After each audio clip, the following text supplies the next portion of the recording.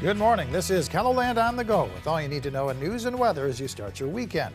We also have your boredom busters coming up, but first, our top story. One man has died and another's injured following a two-vehicle crash on Interstate 29. It happened Friday afternoon in a construction zone in North Sioux City. The South Dakota Department of Public Safety says the driver of a car rear-ended an SUV that then went into the median and rolled, killing the 69-year-old driver. The crash caused the car to go into a ditch and collide with a fence, seriously injuring the 57-year-old driver. Investigators say the car was traveling at highway speeds when the crash happened. The South Dakota Division of Criminal Investigation and Hanson County Sheriff's Office are looking into an incident that led to one man taking his own life earlier this week. Sheriff Brandon Wingert tells KELOLAND News that 60-year-old Donald Letcher was approached at his home in Epiphany on Tuesday by an online group called Predator Poachers. On their website, the group describes itself as an independent journalist and private citizens who travel the country conducting intervention-style sting operations to catch child predators.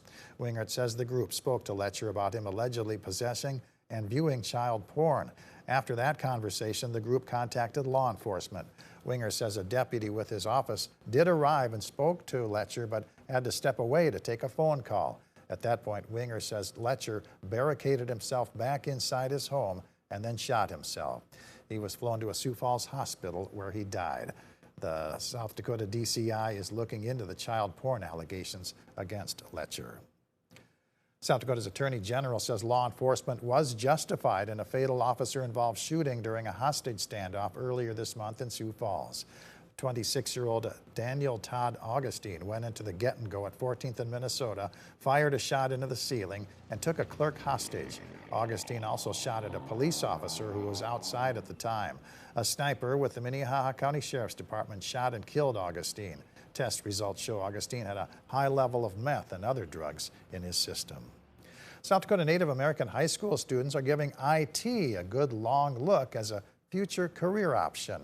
Nearly 24 of them are finishing up a 2-week summer camp that exposed them to fields like computer science, coding, and cybersecurity.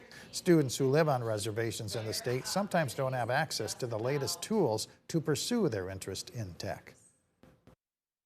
On the reservation, the only technology I was ever introduced to was Chromebooks, and that's with the school. And there's you don't really have a lot of access to anything on that. And so it's just really good to be around a lot of technology. The camp was run by both Dakota State University and Oglala Lakota College. The mayor of Sioux Falls would like to see a certain type of technology out of the classroom. Paul Tanhaken thinks other South Dakota schools should follow the lead of the Gettysburg and Edgemont school districts and put phone-free policies into effect. I love the policy for a lot of reasons. I'm a dad, of an 18, 15, and 11-year-old, and there are times when you have to be disconnected from your devices as a parent of a teenager. As I see this unfolding, there's times when they have to focus. Tanhaken calls phone-free schools a home run policy in eliminating classroom distractions. Let's take our first look at the forecast now with meteorologist Megan Chetta in the Storm Center. Good morning, Megan. Good morning, Perry. Good morning, everyone. We are off to a pretty mild start, at least in eastern KELOLAND. Some of our lowest temperatures since midnight in the 70s. That is well above normal. 71 in Yankton, 76 in Sisseton. Western South Dakota a little bit closer to normal, 61 in Faith and 55 in Custer. As we head into this afternoon and evening, we do have a risk of severe weather, a level 1 out of 5 there in green. Large hail and strong winds going to be those main threats. So we'll take a look at Futurecast. As we head into this morning, not much going on. By the early parts of your afternoon, could have a few light rain or even thunder showers in northeastern KELOLAND. Those will clear out very quickly. Better chance for the rain and thunderstorms to pick up as we head into the later parts of your afternoon and early evening in south central and southwestern South Dakota. These do try to become widespread as we head overnight and push into eastern KELOLAND by tomorrow morning, leaving behind just a few light rain or even thunder showers. That clears out. Pretty quiet start to the early afternoon anyway. Better chance for some heavier rainfall, even some stronger thunderstorms start picking up as we head into tomorrow afternoon and evening. You can see there between Mobridge back towards Faith and Phillip. These do become widespread, pushing into eastern KELOLAND as we head into the later parts of your evening and even overnight into Monday morning. Some of those could become strong to severe with that level 2 out of 5 risk there in yellow. Large hail, strong winds, and pockets of heavy rainfall are going to be those main threats. So for today, hot and breezy in eastern KELOLAND with some higher humidity.